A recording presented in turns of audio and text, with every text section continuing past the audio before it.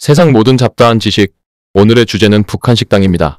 북한 식당은 북한 정권의 이른바 혁명자금을 모으기 위한 충성자금 모으기 운동의 일환입니다. 구체적으로는 충성의 외화벌이라고 불리는 활동의 일부이죠. 일종의 세외부담을 통한 주민 착취인 셈입니다. 법적인 정당성 없이 주민들을 대상으로 강제징수되는 세금의 부담인 것이죠. 북한 내에서는 북한 주민들이 돈을 낼 여력이 되지 않기 때문에 주로 돈이 아닌 물품으로서 착취하지만 해외에서는 노동을 시켜 벌어들인 외화를 착취하는 방식으로 이루어지는 것입니다.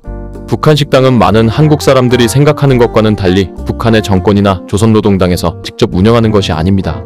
해외에서 식당을 운영할 여력이 있는 사람에게 당에서 허가를 내주고 종업원들을 선발해서 데리고 나갈 수 있도록 허용해줄 뿐 실질적인 운영은 전적으로 개인인 해당 식당 사장의 몫입니다. 다만 이러한 허가를 내준 대가로 다달이 일정 금액의 상납금을 받는 식이죠. 상납금을 제외한 나머지 수익은 개인인 식당 사장이 가져가는 것이기 때문에 사장의 입장에서도 북한 정권의 입장에서도 손해가 될 일이 없고 식당에서 일하는 종업원들만 착취를 당하는 구조인 것이죠. 북한 식당의 운영 과정을 간단히 살펴보자면 다음과 같습니다. 이들 식당들은 대부분 조선노동당의 해외벌이 담당 전문부서인 39호실에서 허가를 내주고 운영에도 간접적으로 관여하며 상납금을 받습니다. 앞서 말씀드렸다시피 이 39호실에서 운영한다고 많이 알려져 있으나 실제로 운영하는 것은 개인이고 39호실의 허가와 지원만 받는 것이죠. 해외 식당 부지를 알아보고 계약을 하는 것까지도 모두 개인인 식당 사장의 역량입니다. 그렇기 때문에 해외에서 근무하던 북한의 외교관이나 당에서 해외 사업을 맡던 고위직 관료가 자신들이 근무하던 나라의 인맥을 통해서 북한 식당 부지를 얻게 되어 39호실의 허가를 받아 북한 식당을 오픈하는 경우가 꽤 있다고 하죠. 아무래도 해외에서 식당을 운영하려면 해외 경험이 있는 사람이 유리할 테니까요. 북한 식당이 주로 북한과의 교류가 활발한 나라에만 있는 것도 이런 이유겠죠. 이렇게 식당의 부지를 마련하고 당의 허가를 받게 되면 당에서는 식당의 종업원들을 선발할 수 있도록 도움을 줍니다. 당에서 직접 여성 종업원들을 모집한다든가 하는 것은 아니고 종업원들이 해외에 나갈 수 있도록 허가를 내주는 것이죠. 북한의 경우 평범한 인민들은 함부로 해외에 나갈 수 없고 당의 명령으로 공무상의 해외 출국만이 가능합니다. 그러나 북한 식당의 종업원들은 일반 식당 종업원임에도 불구하고 해외 출국이 가능하도록 허가를 내주는 것이죠. 특별한 경우가 아니면 종업원들을 사전 선발하는 것 역시도 식당 사장의 역할입니다.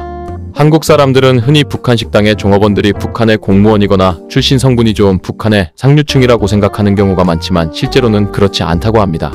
북한 식당 측에서 선발한 종업원에 대하여 당에서는 출국 허가만 내주는 것이기 때문에 공무원도 아닐 뿐더러 출신 성분이 좋은 집안의 딸들은 아무리 해외 생활을 한다고 하더라도 식당 종업원을 선발하는데 지원하지 않을 가능성이 높기 때문이죠.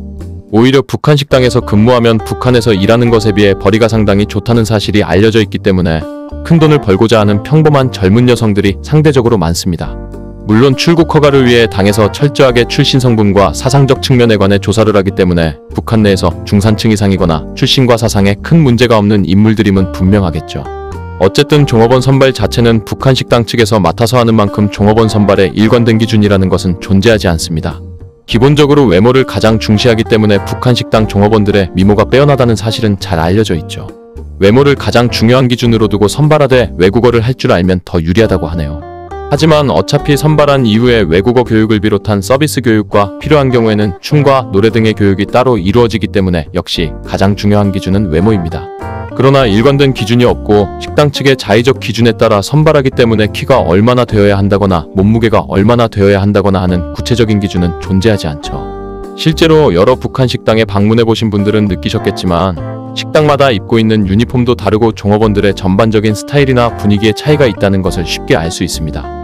어떤 식당은 상대적으로 나이가 좀 많은 종업원들이 있는 반면 어떤 식당은 아주 어린 20대 초반들이 대부분인 경우도 있죠.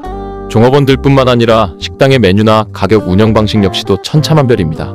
어떤 식당은 식사를 하는 동안 공연을 하고 식당 내 노래방에서 종업원들과 함께 시간을 보낼 수도 있지만 어떤 식당은 식사 이외에 어떠한 서비스도 제공하지 않고 심지어는 사진 촬영조차도 불가능한 경우도 있죠.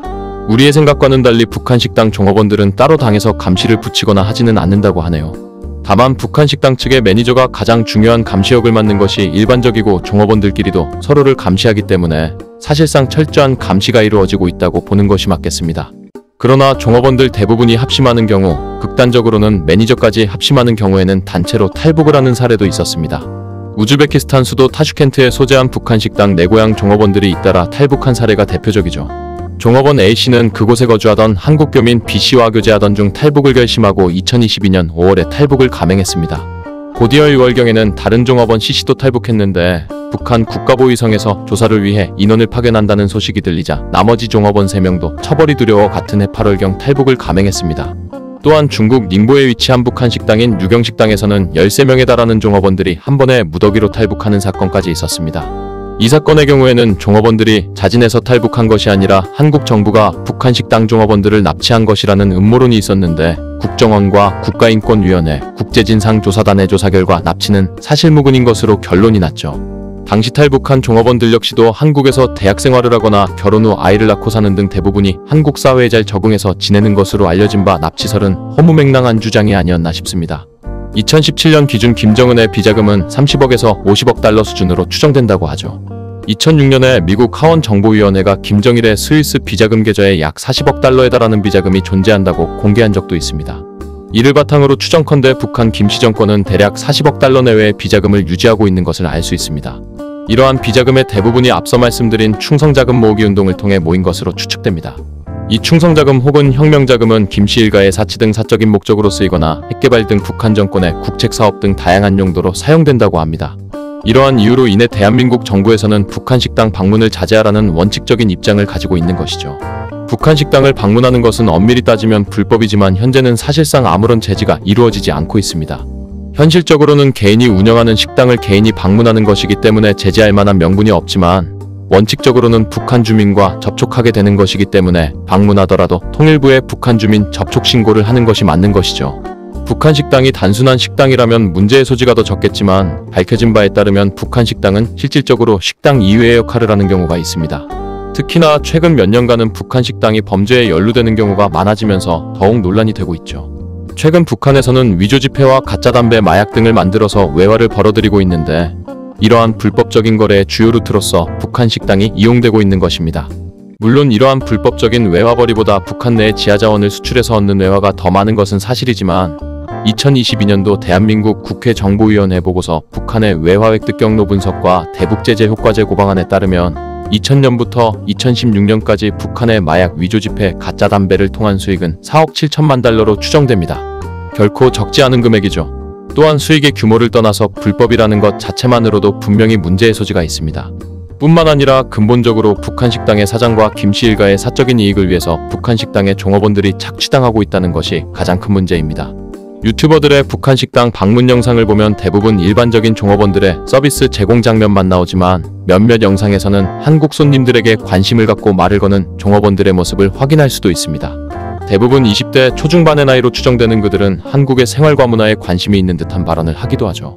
대화 내용을 보면 한국의 20대와 큰 차이 없는 평범한 청년들임을 알 수 있습니다.